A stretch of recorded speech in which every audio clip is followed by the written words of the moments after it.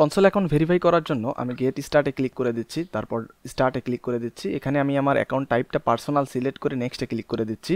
তারপর create or select payment প্রোফাইলে click করে দিচ্ছি। তো এখানে আপনার যদি পেমেন্ট প্রোফাইল অলরেডি ক্রিয়েট করা থাকে তাহলে ওইটা সিলেক্ট করে দিবেন। আমার যেহেতু নাই, আমি একটা পেমেন্ট প্রোফাইল ক্রিয়েট করে নিচ্ছি। এখানে আমি আমার কান্ট্রিটা সিলেক্ট করে দিচ্ছি।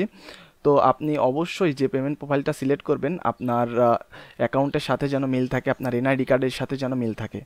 আমি আমার নাম, অ্যাড্রেস, সিটি, পোস্টাল কোড ইত্যাদি দিয়ে আমি এখন আমার অ্যাকাউন্টটা এখানে ইনফরমেশনগুলো দিয়ে দিব।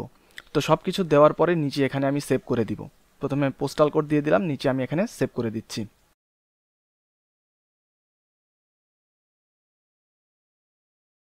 ওয়েল, দেখতে পাচ্ছেন এখানে আপনার সব ডিটেলসগুলো কিন্তু এখানে শো করবে। তো এক নজরে দেখে নেবেন কোনো ভুল আছে কিনা, যদি ভুল থাকে তাহলে ব্যাক করে ঠিক করে নেবেন। তো সব কিছু দেখে নেওয়ার পর আমি আই কনফার্ম অপশনটিতে ক্লিক করে আমি নেক্সট করে দিচ্ছি। তারপর আপনার যদি কোনো ওয়েবসাইট থাকে তাহলে এটা আনটিক করে আপনার ওয়েবসাইটের ইউআরএলটা এখানে দিয়ে দিতে পারেন। আমি কোনো ওয়েবসাইট দিচ্ছি না, এখানে টিক মার্ক করে নেক্সটে ক্লিক করে দিচ্ছি।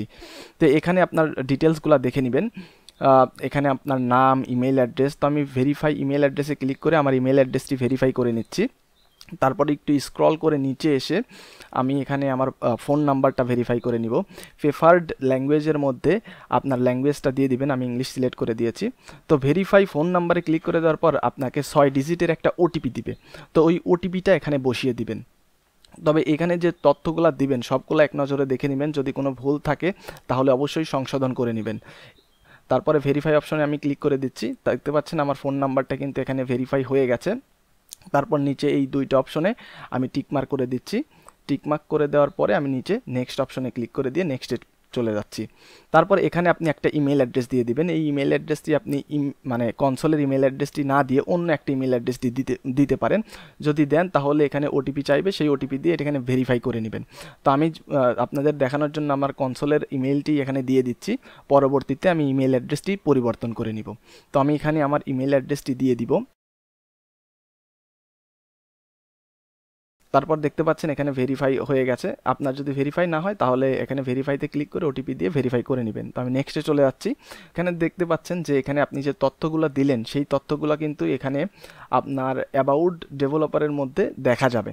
তো কাজেই আপনি এমন তথ্য দিবেন যেগুলো আপনার এনআইডি কার্ডের সাথে মিল থাকে, এবং এমন ইমেল অ্যাড্রেস দিবেন যেটা ভিজিবল হইলেও, পাবলিকলি ভিজিবল হইলেও যাতে কোনো সমস্যা না হয়।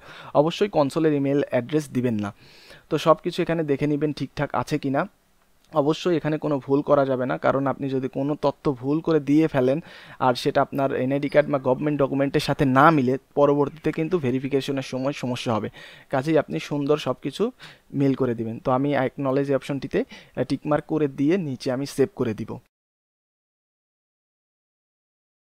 ওয়েল, দেখতে পাচ্ছেন এখানে আমার সব কিছু ডকুমেন্ট সাবমিট করা হয়ে গেছে।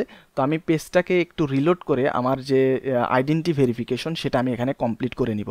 তো আমি একটু পেজটাকে রিলোড করে দেখি যে আমার এখানে আরও কিছু তথ্য চাই কিনা। অবশ্যই চাইবে, আমি পেজটাকে রিলোড করে দেই।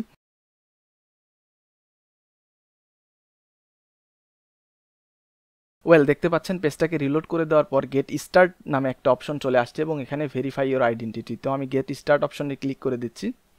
ক্লিক করে দেওয়ার পর কী কী ডকুমেন্ট তারা অ্যাকসেপ্ট করে সেইগুলো কিন্তু এখানে দিয়ে দিয়েছে। আপনি driving licence, passport, NID, national identity card, এইগুলা দিয়ে কিন্তু আপনি ভেরিফাই করতে পারবেন। তো আমি এখানে টিকমার্ক দিয়ে আমি স্টার্ট ভেরিফিকেশনে ক্লিক করে দিচ্ছি। এখানে আপনার লিগেল নামটি দিয়ে দিবেন, আপনার এনআইডি কার্ডে যেমনটা আছে সেম টু সেম।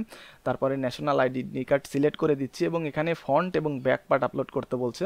তো আমি প্রথমে ফন্ট পার্টটা সিলেক্ট করে এখানে আপলোড করে দিচ্ছি এবং নিচে আমি ব্যাক পার্টটাও আপলোড করে দিচ্ছি। তো এইটা আপলোড হইতে একটু সময় লাগবে। অবশ্যই এইগুলা যাতে ক্লিয়ার হয়, কোনো স্ক্যান কপি দিবেন না।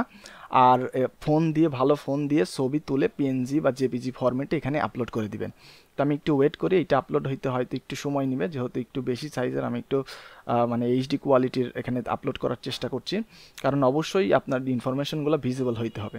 তো সব কিছু আপলোড হয়ে গেলে আপনি একবার দেখে নেবেন, তারপরে নেক্সটে ক্লিক করে দিবেন। নেক্সটে ক্লিক করে দেওয়ার পর এখানে আপনার অ্যাড্রেস চাইবে। তো আমি আমার অ্যাড্রেস দিয়ে দিলাম, নিচে আমার সিটি চাইবে। আর এই অপশনালটা আপনাদের দেওয়ার দরকার নেই, তো এইটা আপনারা ইগনোর করতে পারেন। তো আমি যেহেতু দিচ্ছি না, আপনারা ইগনোর করতে পারেন। তো নিচে আমি সিটি দিয়ে দিচ্ছি এবং নিচে আমার এখানে পোস্টাল কোড দেওয়া আছে।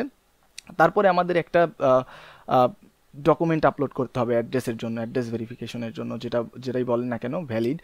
তো এখানে আমি আমার এনআইডি কার্ডেরই দুইটা পার্ট একটা ইমেজের মধ্যে রেখে আমি এখানে সাবমিট করব।